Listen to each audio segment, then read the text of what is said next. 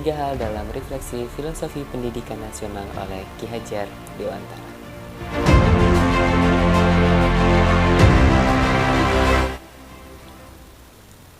Pengalaman baru, point of view of the problems di dalam pembelajaran. Pertama, student matters, teacher matters, and goal unite. Apakah saja mereka? Student matters, yakni bahwasanya sesuai dengan pemikiran Ki Hajar Dewantara bahwa menuntun anak dan selalu menyelaraskan dengan kodrat alam dan zaman di tempat anak bertumbuh merupakan cara memanusiakan manusia, karena kita tidak memaksakan merubah kodrat yang ada pada anak, dan tak lupa sebagai seorang guru kita menuntun mereka dengan membekali keterampilan yang sesuai dengan perkembangan zaman yang ada pada saat ini, menjadikan pembelajaran berpusat pada peserta didik. Teachers matters, bahwa guru juga penting posisinya. Guru merupakan moda penggerak dalam mencerdaskan generasi bangsa. Karena itu, dalam pembelajaran, guru harus bisa memposisikan diri tidak hanya sebagai tutor, tapi juga teman bagi para peserta didik. Dari yang dulu guru yang kaku menjadi guru yang ramah anak, menuntun mereka menggapai potensi dan cita-cita peserta didik. Goals unite, menyatukan tujuan dalam pembelajaran dengan peserta didik, di mana selalu ada komunikasi dengan peserta didik terkait pembelajaran yang akan dilalui dan sedang dilalui. Jangan pernah sungkan menanyakan pendapat dengan anak terkait proses pembelajaran yang sedang maupun telah berlangsung, sehingga pembelajaran selalu terbuka baik untuk guru maupun peserta didik, sehingga tujuan bersama dalam pembelajaran bisa tercapai. Selalu menjadi guru pengajar, increase potensi, bersemangat untuk terus meningkatkan potensi diri dengan tetap belajar sepanjang hayat, mengikuti pelatihan, seminar, atau pendidikan yang lebih tinggi lagi, sehingga guru memiliki skill yang diperlukan untuk menuntun peserta didik dalam pendidikan dan pembelajaran. Open-minded, berpikiran terbuka terhadap perubahan zaman, menyelaraskan dengan karakteristik setiap generasi merupakan cara guru untuk tetap menyapa pengetahuan, budaya, dan kemajuan teknologi baru dengan tidak melupakan kodrat alam yang ada.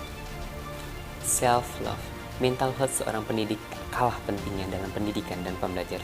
Seorang guru yang ikhlas dengan kodratnya dan mencintai dirinya sendiri akan terpancar aura kebahagiaan, sehingga getaran kebahagiaan ini secara tidak langsung akan tersampaikan kepada peserta didik, sehingga aura positif ini mampu menciptakan suasana kelas yang kondusif.